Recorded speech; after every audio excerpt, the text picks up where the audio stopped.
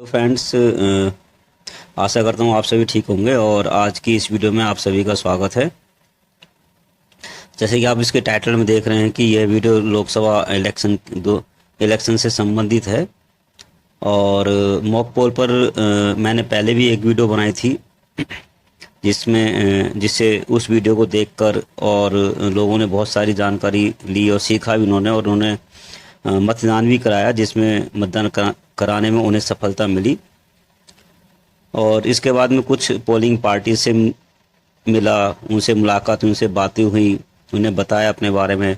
तो मुझे लगा कि एक मॉक पोल पर भी वीडियो बनानी चाहिए, जिसमें मॉक पोल कब कराया जाए, कितने समय कराया जाए, कब आरंभ होना चाहिए और मॉक पोल क्या है, मॉक पोल कैसे कराएं, इससे संबंधित वीडियो में जानकारी दी जाएगी। तो शुरू करते हैं आज की वीडियो। इस वीडियो में मैं स्टेप बाय स्टेप आपको जानकारी दूंगा कि मॉक पोल कैसे कराया जाता है। तो जिसमें कि पहले स्टेप है आपका कि मॉक पोल कितने समय कराया जाए। मॉक पोल की प्रक्रिया जैसा कि सभी लोगों को ट्रेनिंग में भी बताया जाता है कि मॉक पोल लगभग जो पोलिंग का टाइम है 7 बजे का टाइम है पोलिंग का, तो उससे लगभग 1.5 घंटे पहले मॉक पोल पोलिंग पार्टी को करा लेना चाहिए। तो इस हिसाब से लगभग 5:30 बजे हमें मॉक पोल आरंभ कर देना चाहिए। और मॉक पोल करने से पहले हमें जो हमारी CU बैलेट यूनिट और वीवीपैट हैं उसके अच्छी प्रकार से कनेक्शन करने चाहिए, जिससे कि मॉक पोल कराते समय कोई भी एरर CU के डिस्प्ले सेक्शन में दिखाई ना दे। और EVM के कनेक्शन कैसे करें इसकी जानकारी पिछली वीडियो में भी दी गई है और उस वीडियो को आप वीडियो में के डिस्क्रिप्शन में उसका लिंक दिया गया है, जिसमें लिंक पे जाकर आप देख सकते हैं कि हम EVM के कनेक्शन कैसे करें। पोलिंग पार्टी को इस बात का ध्यान रखना होगा कि EVM के कनेक्शन करते समय उनको कनेक्शन जो डाटा केबल है उसको अच्छी प्रकार से करें, जिससे कोई भी एरर उसमें ना आए। नेक्स्ट आपका मॉक पोल क्या है। मॉक पोल के दौरान नोटा सहित जितने भी प्रत्याशी हैं, वहाँ पर जितने भी प्रत्याशियों के चुनाव चिन्ह बैलेट पेपर में लगाए गए हैं और प्रत्याशी को प्लस जो उसमें नोटा का बटन दिया गया है, ठीक है, तो उन सभी के कम से कम प्रत्येक प्रत्याशी के लिए 3-3 वोट डालना आवश्यक है। कम से कम 3-3 वोट डालें, जिससे कि जो कहा जाता है कि मॉक पोल कम से कम 50 वोट के द्वारा किया जाना चाहिए। प्रत्याशियों की संख्या कम हो या ज़्यादा हो, लेकिन हर पोल में कम से कम 50 मॉक पोल डाले जाने चाहिए। उम्मीदवार का बटन पोलिंग एजेंट दबाता है और पोलिंग पार्टी को ये भी ध्यान रखना होगा, जब पोलिंग पार्टी रवाना होकर अपने पोलिंग स्टेशन पर पहुंच जाती हैं तो वहाँ पर जो पार्टियों के उम्मीदवारों को पोलिंग एजेंट हैं उनको बता दिया जाए कि मॉक पोल सुबह 5:30 बजे आरंभ होगा और वह सुबह 5:30 बजे पोलिंग बूथ पर आ जाएं। और जब मॉक पोल किया जाता है तो जो पोलिंग एजेंट होते हैं वो बैलेट यूनिट का बटन दबाकर मॉक पोल या मतदान करते हैं, जिसे हम दिखावटी मतदान कहते हैं। यदि पोलिंग एजेंट पोलिंग बूथ पर नहीं उपलब्ध हैं या नहीं आते हैं किसी भी कारण से, और क्योंकि पोल 7 बजे आरंभ करना है, 7 बजे हमें किसी भी स्थिति में पोलिंग स्टार्ट कर देनी है, चाहे पोलिंग एजेंट आए या ना आए, लेकिन मॉक पोल भी कराना आवश्यक है। तो उस स्थिति में जब पोलिंग एजेंट एक भी पोलिंग बूथ पर नहीं है, तो उस समय जो मतदान अधिकारी हैं उनकी जिम्मेदारी बनती है कि वो मॉक पोल को आरंभ कर दें और बटन दबाकर वोट डालें।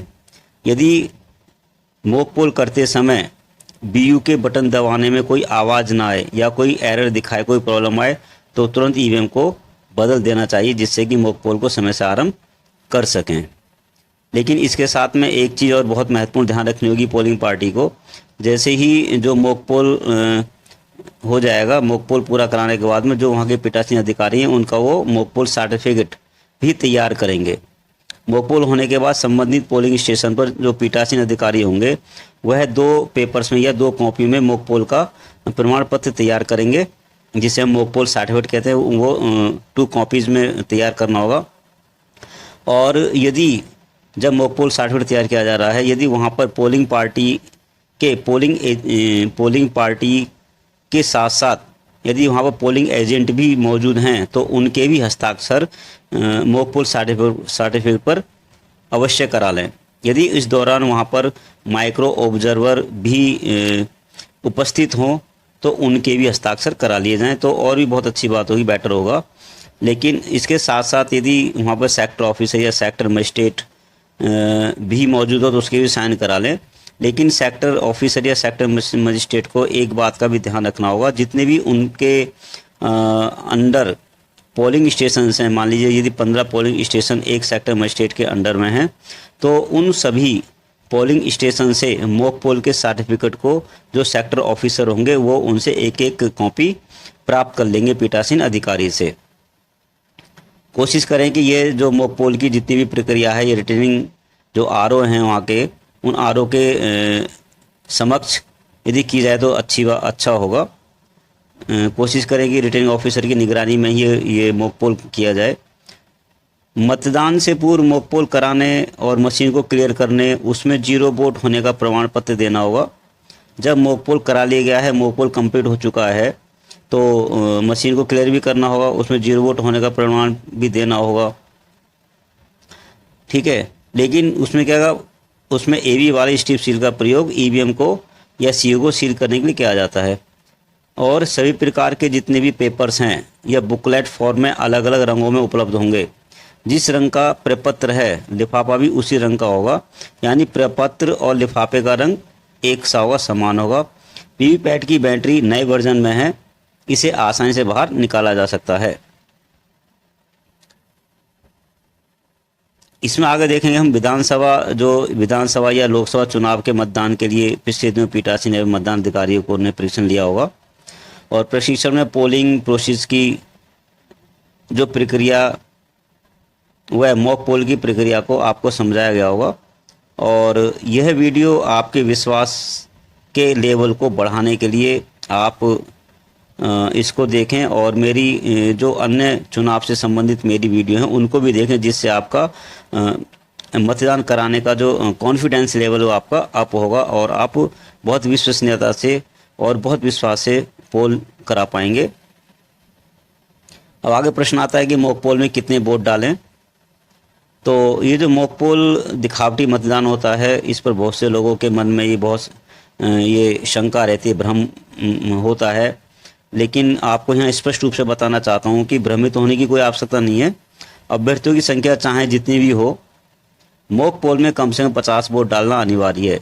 जैसा कि आप सभी जानते हैं कि जब बैलेट यूनिट जब हम ट्रेनिंग कराते हैं या ट्रेनिंग हम लेने जाते हैं वोटिंग के लिए, तो उसमें बीयू में टोटल जो उम्मीदवारों की जो एक लिस्ट होती है उसमें 16 ही उम्मीदवार एक बीयू के अंदर उपस्थित रहते हैं। उसमें नोटा भी शामिल होता है। मीन्स 15 उम्मीदवार होते हैं, 15 प्रत्याशी और एक नोटा होता है, ठीक है।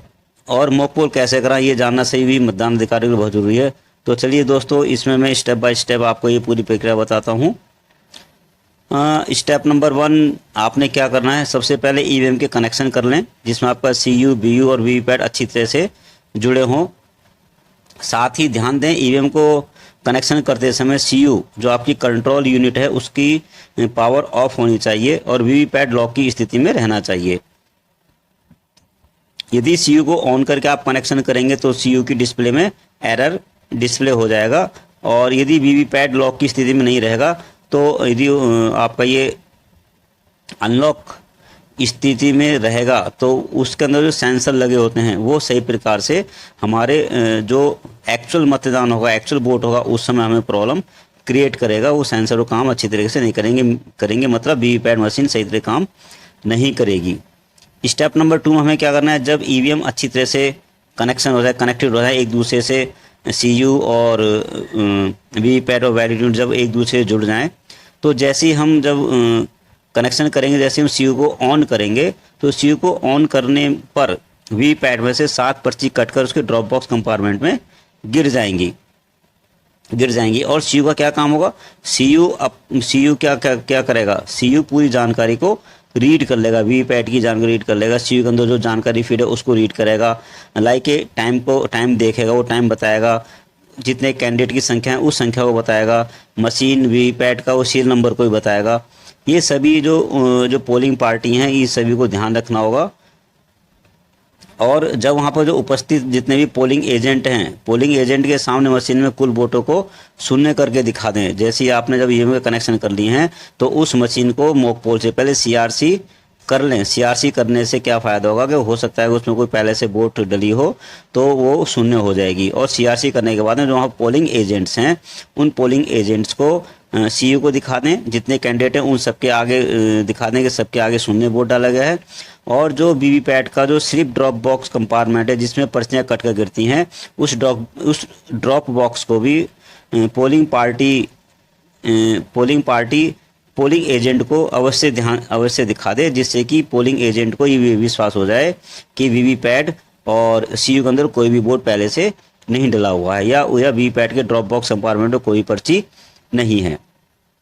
स्टेप नंबर 3 है मॉक पोल शुरू करें। मतदान अभिकर्ताओं को बताएं कि कम से कम 50 वोट डालना अनिवार्य है, जैसा कि सभी को बार बार बताया जाता है, रिपीट किया जाता है। और इलेक्शन कमीशन की तरफ से भी कहा गया है कि कम से कम मॉक पोल में 50 वोट डालने चाहिए। 50 वोट डालने का मतलब होगा जितने उसमें उम्मीदवार हैं, जितने भी प्रत्याशी चुनाव लड़ रहे हैं उनमें कम से कम 3-3 वोट सबको डालनी चाहिए। ये 3-3 वोट नहीं डाल सकते हैं तो कम से कम 1-1 वोट तो सबको मिलनी चाहिए। यह है अभ्यर्थी, और यदि अभ्यर्थी कम हो तो नोटा सहित भी कम से कम 50 वोट डाले जाए। 50 से अधिक वोट भी आप डाल सकते हैं यदि आपके पास में टाइम है तो 50 से अधिक वोट भी डाल सकते हैं। नेक्स्ट स्टेप नंबर 4, जब सभी मतदान अभिकर्ता वोट डाल दें और कुछ वोटों की संख्या 50 या उससे अधिक हो जाए तो सीयू का क्लोज बटन दबाकर मॉक पोल को क्लोज कर दें। कम से कम 50 वोट डलने के बाद ही सीयू के क्लोज बटन को दबाना है, उससे पहले क्लोज बटन को नहीं दबाना। मीन्स आपने अपनी सीयू को क्लोज नहीं करना है। स्टेप नंबर 5 है आपका, अब वहाँ पर जितने भी पोलिंग एजेंट हैं उनको सीयू का टोटल बटन दबाकर डाले गए मतों की संख्या को दिखाएं। लेकिन इससे पहले आपने एक चीज़ ध्यान रखनी है कि जब मॉक पोल हो रहा होता है, जब उनको मॉक पोल को किया जा रहा है या जो वहाँ पर प्रत्याशी हैं जो चुनाव में खड़े हैं उनके लिए पोलिंग एजेंट वोट डाल रहे हैं तो कितने प्रत्याशी को कितने वोट मिले हैं उन वोटों को वहाँ के जो पोलिंग पार्टी हैं जो पीठासीन है वो उसको लिख लेंगे, डायरी में नोट कर लेंगे, जिससे अभ्यर्थी को कितना वोट दिया गया है इस चीज़ का ध्यान रखें। स्टेप नंबर 6 है आगे कि जब रिजल्ट बटन दबाकर डाले गए मतों का परिणाम दिखाएं और सभी को संख्या नोट करने को भी कहें।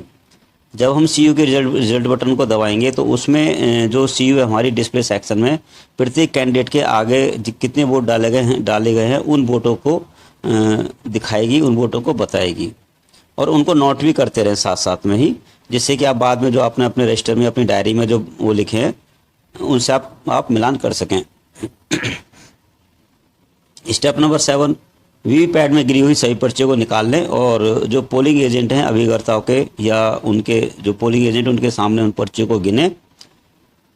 मशीन शुरू करने के समय गिरी हुई 7 पर्चियों को अलग कर दें। ये ध्यान रखें जब आप वीवीपैट की पर्चियों को आप गिनेंगे तो उसमें जब हमने सीयू और वीवीपैट के कनेक्शन करके मशीन ईवीएम को स्टार्ट किया था, ऑन किया था, तो उसमें से उसकी 7 पर्चियाँ कट कर गिरती हैं। उन 7 पर्चियों को उनको एकदम अलग कर दें उनको, और डाले गए जो वोट हैं मत हैं उनका मिलान करें।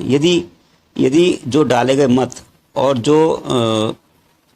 जो वहाँ की पोलिंग पार्टी ने उन मतों को लिखा है, अपने रजिस्टर में लिखा है, यदि वो गलत आते हैं, यदि अंतर आता है उनमें तो तुरंत आरओ को सूचित करें और यदि सभी पर्ची सही मिले तो पर्चियों के पीछे मॉक पोल की सील लगाकर अभिकर्ताओं के उनके सिग्नेचर करा लें और पोलिंग पार्टी जो वहाँ पर हैं P1, P2, P3 और पीठासीन अधिकारी वो भी उस पर साइन कर दें। और उसके बाद में क्या करें, मॉक पोल की सही पर्चियों को काले लिफाफे बंद करके पेपर को उसको सील कर दें, उस पर सील लगा दें। अब ईवीएम को कैसे सील करें? मॉक पोल संपन्न होने के बाद ईवीएम को सील करना अनिवार्य है। इसके लिए पेपर सील और कुछ टैग का प्रयोग करते हैं। ईवीएम को सील कैसे करें, इसकी जानकारी के लिए डिस्क्रिप्शन बॉक्स में दिए गए वीडियो के लिंक पर क्लिक करके वीडियो को देख सकते हैं, जिससे आपको ईवीएम को कैसे सील करें यह पूरी जानकारी आपको मिल जाएगी। और इस वीडियो में लोकसभा विधानसभा निर्वाचन के अंतर्गत मतदान दलों द्वारा वास्तविक मतदान के पूर्व दिखावटी मतदान या मॉक पोल कैसे किया जाता है या मॉक पोल कैसे अगर इसकी पूरी जानकारी स्टेप बाय स्टेप बताई गई है। उम्मीद करता हूं कि यह वीडियो उन साथियों के लिए उपयोगी सिद्ध होगी जिनकी ड्यूटी लोकसभा विधानसभा निर्वाचन 2024 में मतदान अधिकारी के रूप में लगी हुई है। यदि ये जानकारी आपको अच्छी लगे तो इसे अपने साथियों को ज़रूर शेयर करें, जिससे उनका मतदान भी ठीक हो सके, उनको इससे लाभ मिल सके। और ऐसे ही नई नई जानकारी प्राप्त करने के लिए हमारे YouTube चैनल पर नियमित विजिट करते रहें। धन्यवाद।